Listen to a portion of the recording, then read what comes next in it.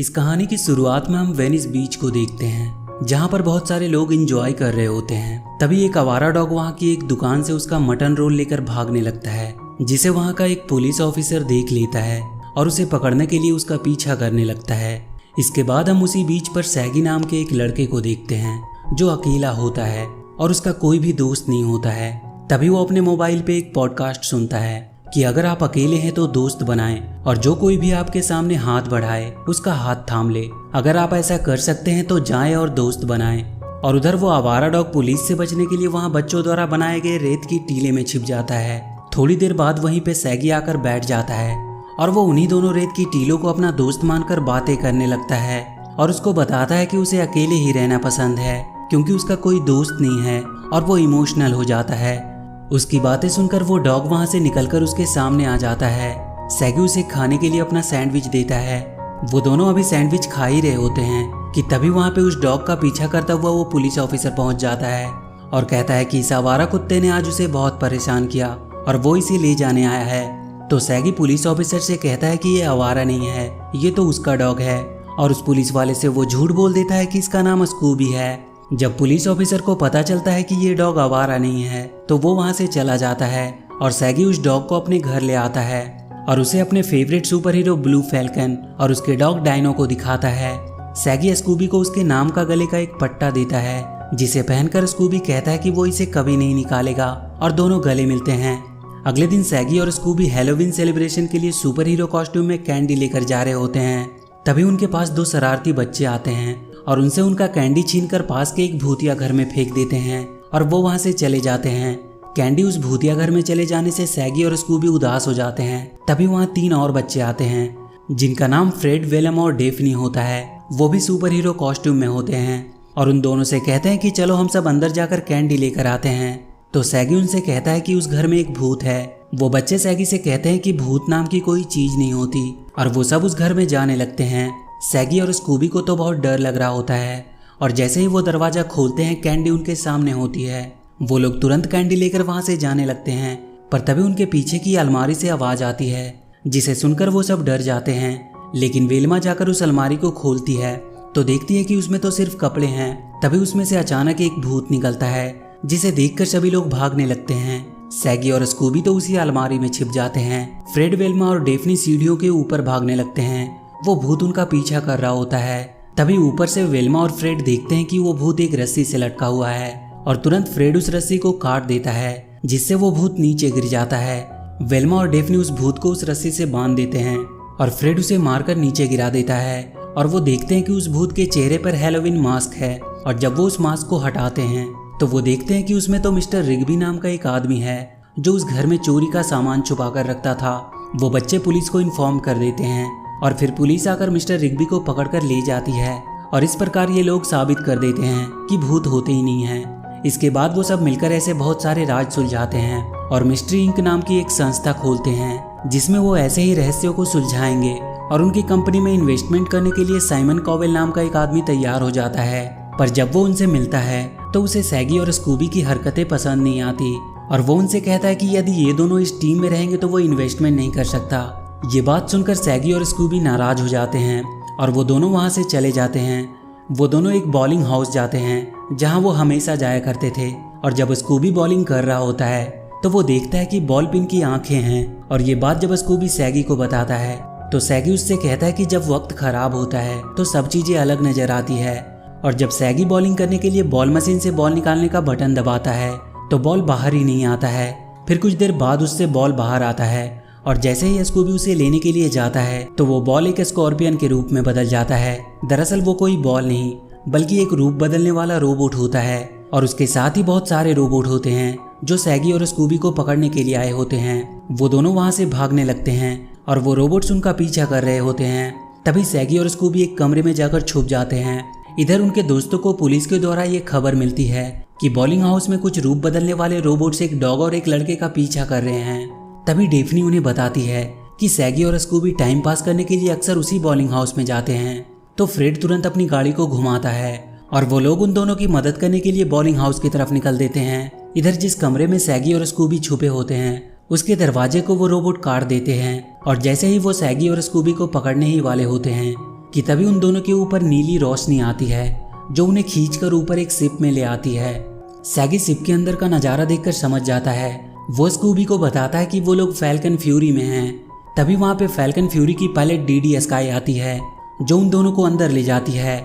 Saggy वहाँ पे blue falcon और उसके डॉग डायनो को देखकर बहुत खुश होता है, पर तभी उसे पता चलता है कि ये असली ब्लू फैल्कन नहीं है, ये तो उसका बेटा ब्रायन है और असली ब्लू फैल्कन तो अब रिटायर हो चुका है।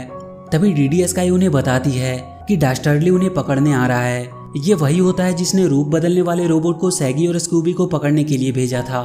तभी डास्टर्डली फैल्कन फ्यूरी के शिप को हुक चेन की मदद से पकड़ लेता है, लेकिन डीडी स्काई बड़े ही चालाकी से उसके हुक चेन से अपने शिप को छुड़ा लेती है और वो लोग वहाँ से भाग जाते हैं। और इधर जब सैगी के दोस्त बॉलिंग हाउस जाकर उनके बारे में पता करते हैं तो उस बॉलिंग हाउस की ऑनर उन्हें बताती है कि उनके पीछे कुछ रोबोट्स लगे थे और तभी उनके ऊपर एक नीली रोशनी आई जो उन्हें ऊपर ले गई। और जब वेल्मा रोबोट के बारे में पूछती है तो उनके सामने वो एक टूटे रोबोट को रख देती है और उसे बताती है कि वो ऐसे ही दिखते थे। और जब वेल्मा उस रोबोट को देखती है तो उस पर उसे किसी के बाल और मिट्टी मिलती है और जब वो उस मिट्टी के बारे में पता करती है तो उसे पता चलता है कि वो मिट्टी डास्टर्डली की है, जहाँ का ऑनर डिक डास्टर्डली है। तो उस डास्टर्डली को सबक सिखाने के लिए तीनों निकल पड़ते हैं और जो रोबोट उसके वैन में होता है वो गाड़ी के झटके से फिर से ऑन हो जाता है। और इसके बाद हम डास्टर्डली को देखते हैं जो अपने रोबोट्स पे गुस्सा कर रहा होता है क्योंकि वो स्कूबी को पकड़ने में असफल रहे थे। और उसके बाद हम डीडी स्काई को देखते हैं जो बताती है कि डास्टर्डली किसी 3 स्कल को ढूंढ रहा है जिसकी मदद से वो पाताल लोक का द्वार खोलना चाहता है। और अब तक उसे 1 स्कल मिल भी चुका है, पर अभी उसे 2 स्कल की और जरूरत है। तो डायनो उन्हें बताता है कि स्कल से एक विशेष प्रकार की ऊर्जा निकलती है जिसकी मदद से वो उस तक पहुंच सकते हैं और उसके बाद वो डास्टर्डली को उसे लेने से रोक सकते हैं। डीडी स्काई तुरंत उस स्कल का पता लगाकर बताती है कि वो स्कल गोबी डिजर्ट में है, लेकिन ब्रायन उनसे कहता है कि उसके एक फैन ने उसे बताया है कि वो रोमानिया में है। डीडी स्काई उससे कहती है कि ये हो सकता है डास्टर्डली की एक चाल हो, लेकिन ब्रायन नहीं मानता है और वो सब स्कल को ढूंढने के लिए रोमानिया पहुंच जाते हैं। और जैसे ही वो लोग रोमानिया पहुंचते हैं वहां डास्टर्डली भी पहुंच जाता है क्योंकि ये सब उसकी चाल होती है और उसी ने ब्रायन को वो मैसेज किया होता है। उसके बाद वो उन पर हमला कर देता है, लेकिन वो लोग किसी तरह वहां से बचकर भाग जाते हैं। और जब सब लोग शिप के अंदर पहुंचते हैं तो उन्हें पता चलता है कि डास्टर्डली स्कूबी को पकड़ना चाहता है और स्कूबी असल में किसी चीज की चाबी है। और तभी हम देखते हैं कि वो रोबोट जो फ्रेड के वैन में था वो डास्टर्डली से संपर्क कर उन्हें स्कूबी के दोस्तों की लोकेशन भेज देता है। और इधर जब ब्रायन को ये बात पता चलती है कि स्कूबी एक इम्पोर्टेंट डॉग है तो ब्रायन स्कूबी के लिए एक सूट बनवाता है, पर उस सूट के बीच में सैगी का दिया हुआ पट्टा आ रहा होता है तो स्कूबी उसे निकाल देता है, जबकि बचपन में उसने सैगी से वादा किया था कि वो उसे कभी नहीं निकालेगा। ये देखकर सैगी बहुत उदास हो जाता है। इसके बाद हम सैगी के दोस्तों को देखते हैं जो सैगी और स्कूबी को बहुत मिस कर रहे होते हैं, तो वो उनकी पिक्चर देखने लगते हैं और तभी वो पिक्चर में देखते हैं कि वो तो फैल्कन फ्यूरी में है। और वहीं वो देखते हैं कि उनके पीछे पुलिस की एक गाड़ी आ रही है क्योंकि वो बहुत स्पीड में ड्राइव कर रहे होते हैं। वो अपनी गाड़ी को साइड में लगाते हैं और जब वो उस पुलिस ऑफिसर से बात करते हैं तो उन्हें पता चलता है कि वो कोई पुलिस ऑफिसर नहीं बल्कि डास्टर्डली है और वो उन्हें बंदी बनाकर अपने साथ ले जाता है। इधर स्कूबी नया सूट पहनने के बाद बहुत खुश होता है और सैगी स्कूबी के साथ ना होने से उदास होता है। तभी हम फ्रेड, वेल्मा और डेफनी को देखते हैं जो डास्टर्डली के कैद में होते हैं। तभी उनके पास एक रोबोट आता है जिसकी डेफनी मदद करती है, तो वो रोबोट बदले में उन्हें वहां से आजाद कर देता है। तभी वो देखते हैं कि डास्टर्डली तीसरे स्कल को लेने के लिए मैजिक माउंटेन जा रहा है, तो वो डास्टर्डली को रोकने के लिए किसी तरह फैल्कन फ्यूरी से संपर्क करते हैं और उन्हें बताते हैं कि डास्टर्डली तीसरे स्कल को लेने के लिए मैजिक माउंटेन जा रहा है।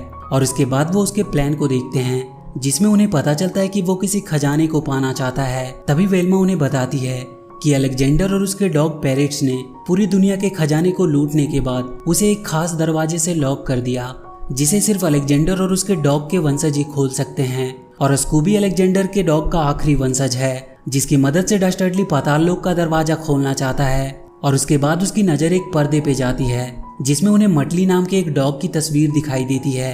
तभी वहां पे डास्टर्डली आ जाता है जो उन्हें मटली के बारे में बताता है कि एक बार जब उसने पाताल लोक का दरवाजा खोला था तो उसमें से खजाना निकालने के लिए मटली अंदर गया। उसके बाद वो कभी बाहर नहीं आ पाया क्योंकि उसके पास चाबी नहीं थी। इसके बाद हम फैल्कन फ्यूरी शिप को देखते हैं जो वेल्मा के मैसेज मिलने के बाद मैजिक माउंटेन के लिए रवाना हो गए होते हैं। और जब वो माउंटेन के पास पहुंचते हैं तो उन्हें स्कल से एक प्रकार की ऊर्जा मिलती है और जब वो उस ऊर्जा का पीछा करते हुए जाते हैं तो वो एक जंगल में पहुंच जाते हैं।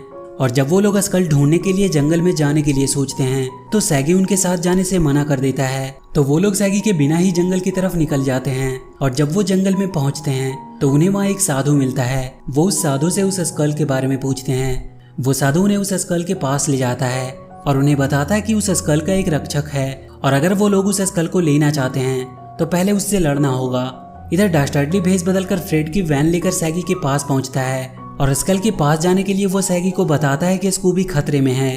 तो ये सुनकर सैगी डास्टर्डली को लेकर स्कूबी के पास जाता है। इधर ब्रायन और उस आदिमानव के बीच में फाइट होना स्टार्ट हो जाती है और जब वो लड़ ही रहे होते हैं कि तभी वहाँ पे सैगी फ्रेड को लेकर पहुंच जाता है। और जैसे ही वो वहाँ पहुंचते हैं डास्टर्डली अपने असली रूप में आता है। वो स्कूबी को पकड़कर ले जाता है और उनके दोस्तों को छोड़ देता है। और जैसे ही वो लोग डास्टर्डली का पीछा करने के लिए फैल्कन फ्यूरी शिप के पास आते हैं तो देखते हैं कि उसने उनके शिप को तबाह कर दिया है।